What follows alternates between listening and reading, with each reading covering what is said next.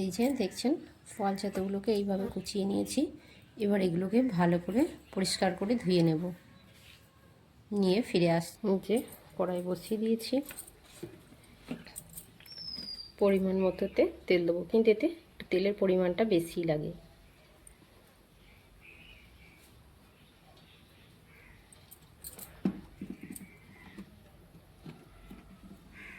লাগছে দেখায়। এই যে আমি ধুয়ে এনে রেখে দিয়েছি পোয়াল ছাতাগুলো।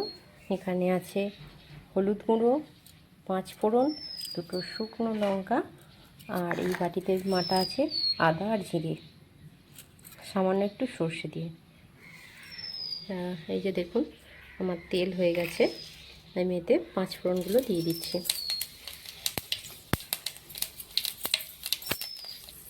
আর এইগুলো দেওয়ার সময় আমি আরেকটু এরকম চেপে চেপে নিংড়ে নিয়ে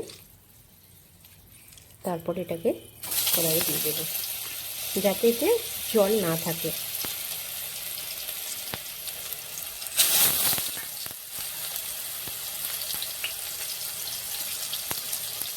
এইভাবে আমি সব কিছু দিয়ে দেবো। দেখুন আমি সবটা দিয়ে দিয়েছি। গ্যাসটা একটু বাড়িয়ে দিলাম। এবার আমি এগুলোকে একটু ভেজে নেব উল্টে পাল্টে।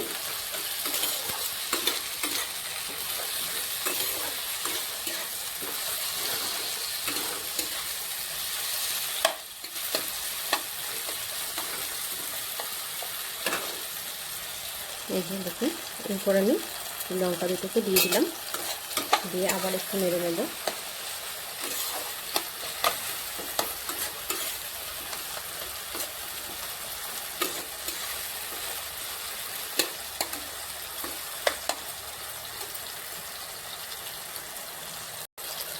এবার এতে আমি মশলাটা দিয়ে দেব, আর এতে দিয়ে দেব বাকি হলুদটা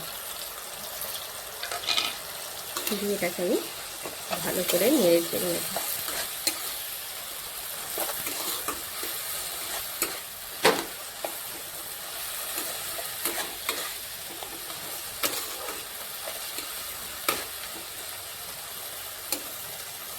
এইবার আমি এতে দিয়ে দেব স্বাদ অনুযায়ী নুন।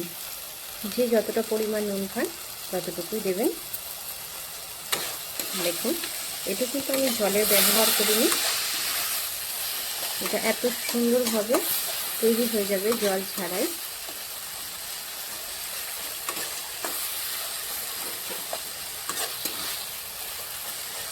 আর এর স্বাদ একদম অপূর্ব, যা জিভে নয় মনে লেগে থাকে। আপনারা যদি পান একবার হলেও খেয়ে দেখবেন, কত সুন্দর খেতে। কিন্তু এখন আর এই পোয়াল ছাতা সচরাচর পাওয়া যায় না, কিন্তু গ্রাম বাংলাতে এখনও খড়ের পালাতে পাওয়া যায়। এগুলো তৈরি হয় খড় পচিয়ে দিয়ে। তাই এখন তো কারো মাটির বাড়িও নেই, খড়ের ঘরও নেই, কিন্তু গ্রাম বাংলাতে এখনও গরুর জন্য খড় ব্যবহার করা হয়। তাই সেখান থেকে আমরা এই পোয়াল ছাতা সংগ্রহ করে থাকি। তা এটা কেমন লাগলো বন্ধুরা আপনারা বলবেন। দেখুন আমার রান্নাটা হয়ে গেছে, এবার আমি এটা নামিয়ে নেব। এই যে এবার আমি থালাতে নামিয়ে নেব। এই যে নামিয়ে নিয়েছি আমি। এবার